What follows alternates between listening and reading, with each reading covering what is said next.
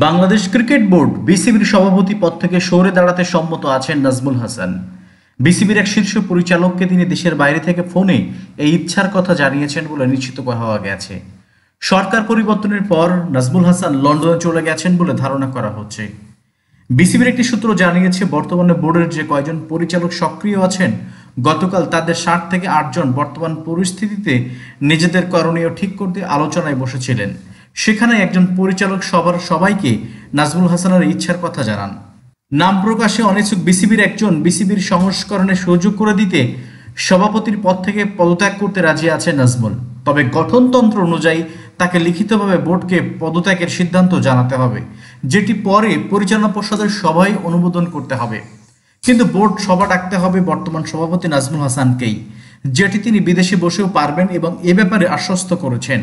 প্রধান নির্বাহী কর্মকর্তার মাধ্যমে সভা ডেকে সেখানে সভাপতিত্ব করার দায়িত্ব সভাপতি তার অনুপস্থিতিতে অন্য কোনো পরিচালকের উপর ন্যস্ত করতে পারেন, অথবা সভাপতির অনুপস্থিতিতে সভার উপস্থিতদের কারো প্রস্তাবে যে কোনো একজন পরিচালক সভাপতিত্ব করতে পারেন।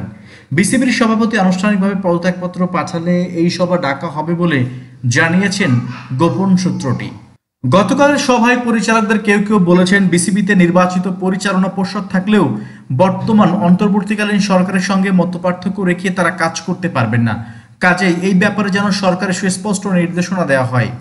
সরকার চাইলে তারা একযোগে পদত্যাগ করবেন বলেও একমত হয়েছেন সবাই। তবে সভায় এই আলোচনাও হয়েছে যে বোর্ডের রদবদল নেতিবাচক প্রভাব ফেলতে পারে বাংলাদেশের নারী টি-20 বিশ্বকাপের আয়োজন। সব পরিচালকের একযোগে পদত্যাগ আইসিসি ও ক্রিকেট বিশ্বকে ভুল বার্তাও দিতে পারে। সেক্ষেত্রে ঝুঁকির মধ্যে পড়ে যেতে পারে অক্টোবরে বাংলাদেশের নারী টি-20 বিশ্বকাপের আয়োজন। এক্ষেত্রে সরকারের পরামর্শ প্রয়োজন বলে মনে করেন পরিচালকেরা।